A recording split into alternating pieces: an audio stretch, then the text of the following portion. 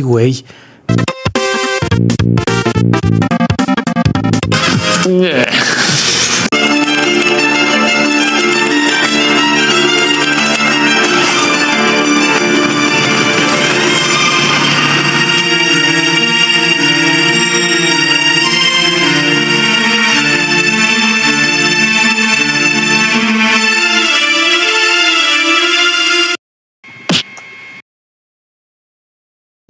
Aristócratas, los mismos cuerpos feos y sucios, la misma vejez desdentada, la misma muerte repugnante que las verduleras.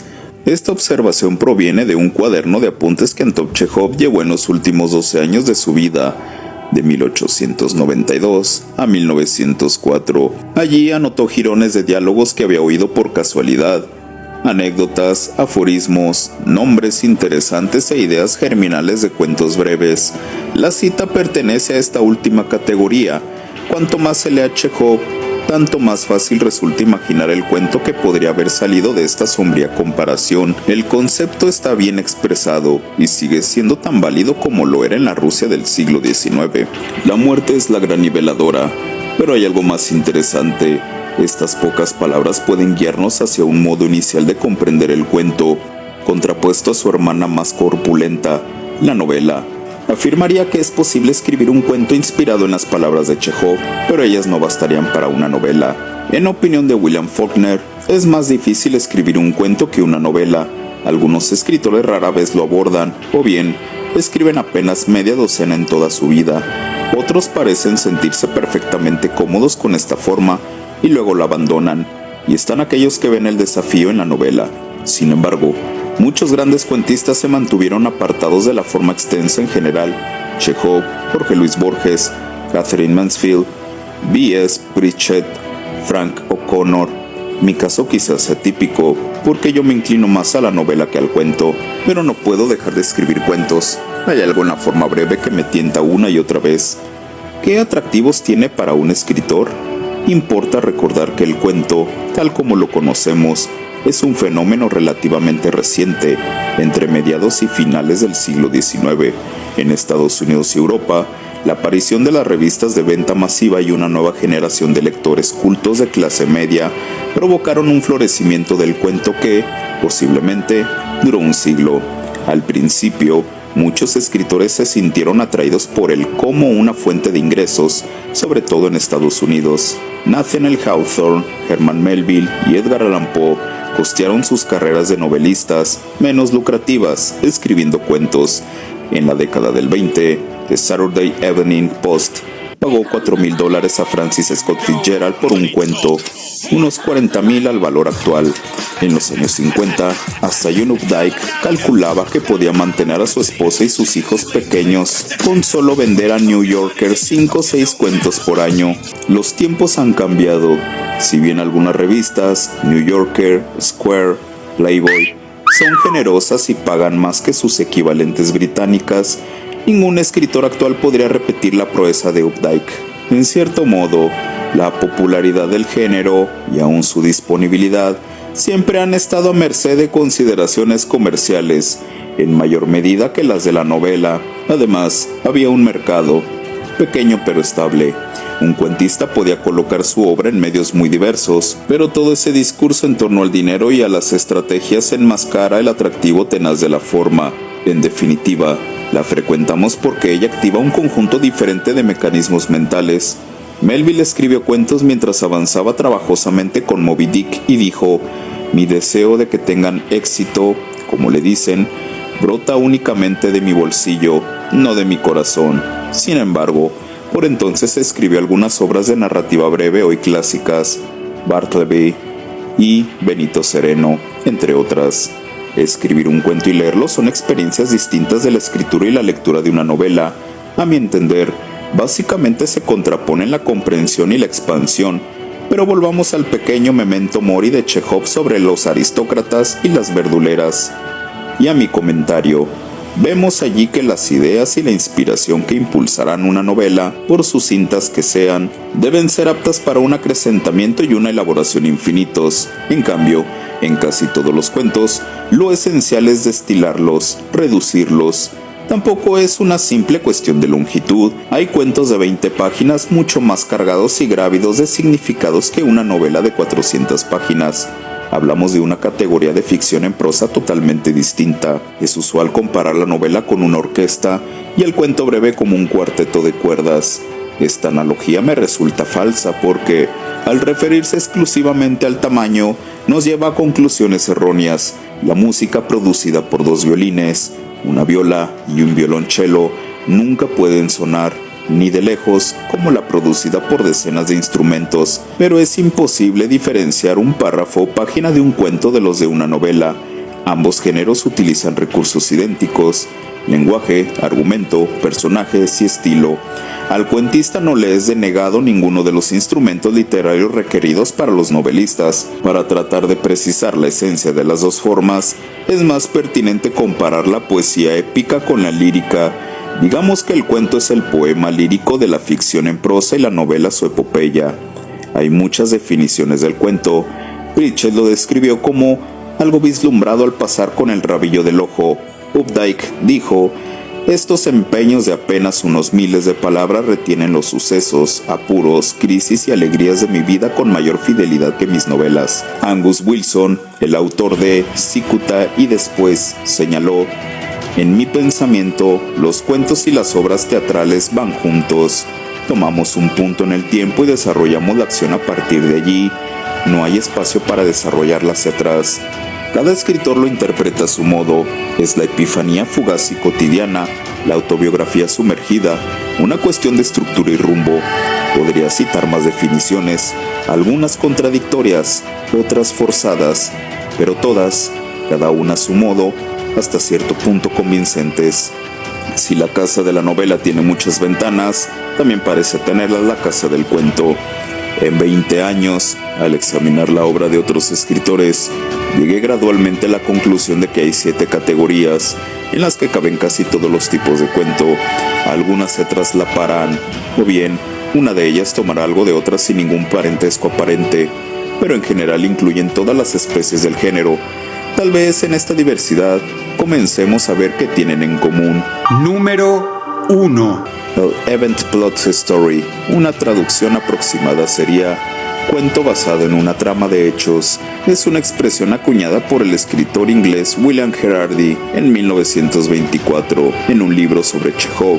Fascinante pese a su brevedad, Herardi la usa para diferenciar los cuentos de Chekhov de todos los anteriores. En estos, casi sin excepción, lo más importante es la estructura argumental. La narrativa se adapta al molde clásico: exposición, nudo y desenlace. Chekhov puso en marcha una revolución cuyos reverberos persisten aún hoy. En sus cuentos no abandonó la trama, pero sí la asemejó a la de nuestra vida: aleatoria, misteriosa, mediocre, áspera, caótica, ferozmente cruel, vacía. El estereotipo del Event Plot Story, en cambio, es el desenlace efectista que hizo famoso a O. Henry, pero que también fue muy utilizado en los cuentos de fantasmas, los de W. W. Jacobs, por ejemplo, y de detectives, Arthur Conan Doyle. Yo diría que hoy parece muy anticuado por lo artificioso, aunque Roald Dahl ganó cierta fama con una variación macabra sobre el tema y es de uso corriente entre los narradores de historias inverosímiles como Jeffrey Archer. Número 2. El cuento chejoviano. Chekhov es el padre del cuento moderno. Su formidable influjo todavía se hace sentir en todas partes. Cuando publicó Dublineses en 1914, James Joyce sostuvo llamativamente que no había leído a Chekhov. Desde 1903 había ediciones inglesas de la mayoría de sus obras, pero esta referencia precisa peca de gran falsedad.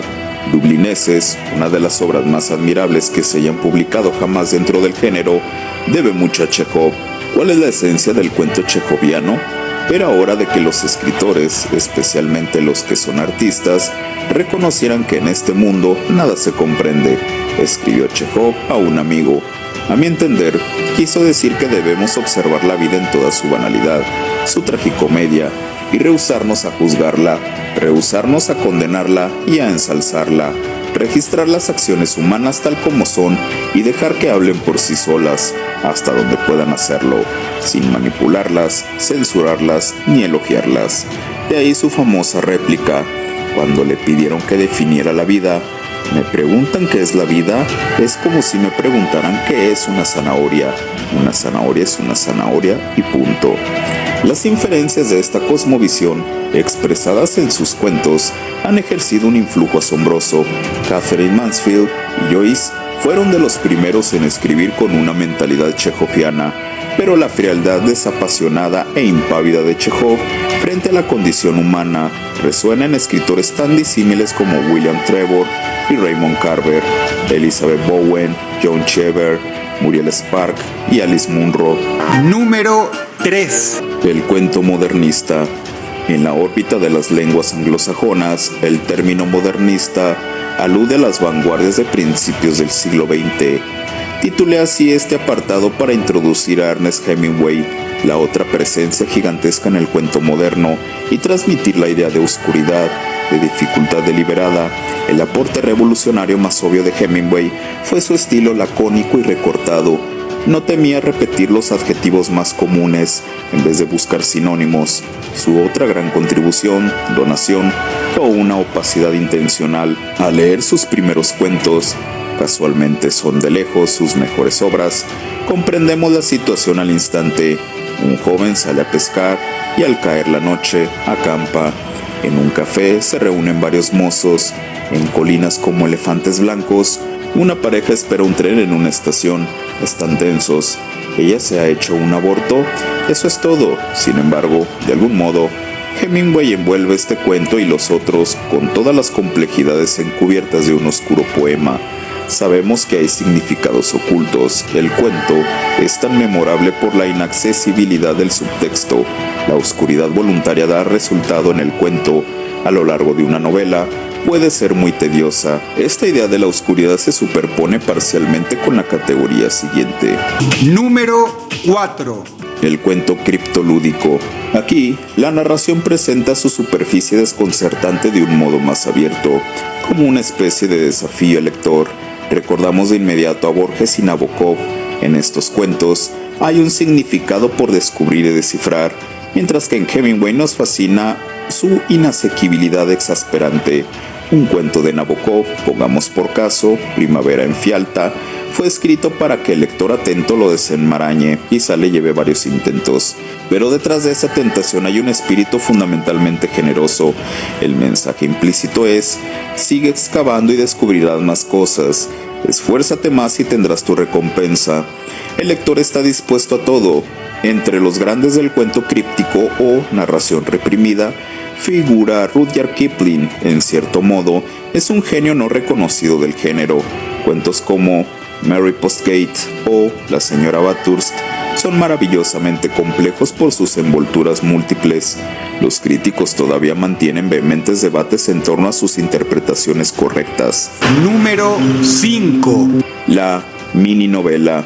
Su nombre lo dice todo. Es una de las primeras formas que adoptó el cuento. Otra es Event Plus Story. Hasta cierto punto, es un híbrido, mitad novela, mitad cuento, que intenta lograr en unas pocas decenas de páginas lo que una novela consigue en 400. Una larga lista de personajes y abundantes detalles realistas. El gran cuento de Chekhov, Mi vida, pertenece a esta categoría. Abarca un lapso prolongado. Los personajes se enamoran, se casan, tienen hijos, se separan y mueren. De algún modo, comprime en 50 y tantas páginas el contenido de una novela victoriana en 3 tomos. Estos cuentos tienden a ser muy largos. Están a un paso de la novela breve, pero sus pretensiones son claras. Evitan la elipsis y la alusión. Acumulan hechos concretos como si quisieran decirnos: ¿ves? No necesitas 400 páginas para retratar una sociedad. Número 6. El cuento poético mítico, en fuerte contraste con la anterior, se diría que quiere apartarse al máximo de la novela realista. Esta categoría es amplia e incluye casos tan disímiles como las viñetas de las páginas, concisas y brutales, que Hemingway intercala en su colección de cuentos. En nuestro tiempo, los cuentos de Dylan Thomas y D.H. Lawrence, las divagaciones cavilosas de J.G. Ballard Por el espacio interior y los extensos poemas en prosa de Ted Hughes o Frank O'Hara, es casi un poema y va desde el fluir del pensamiento hasta la impenetrabilidad gnómica. Número 7. El falso cuento biográfico es la categoría en apariencia más difícil de definir. Podría decirse que es el cuento que, en forma deliberada, toma y copia las propiedades de otros géneros literarios fuera de la narrativa, la historia, el reportaje, las memorias. Borges suele jugar con esta técnica. La generación más joven de escritores norteamericanos contemporáneos, con su afición presuntuosa por las notas fuera de texto y las remisiones bibliográficas, es otro ejemplo del género. O, más exactamente, representa un híbrido de cuento modernista y biográfico. Otra variante consiste en introducir lo ficticio en la vida de personajes reales. Según una definición muy válida, la biografía es una ficción concebida dentro de los límites de los hechos observables. El falso cuento biográfico juega con esta paradoja en su intento de aprovechar las virtudes de la narrativa para presentar supuestos hechos reales.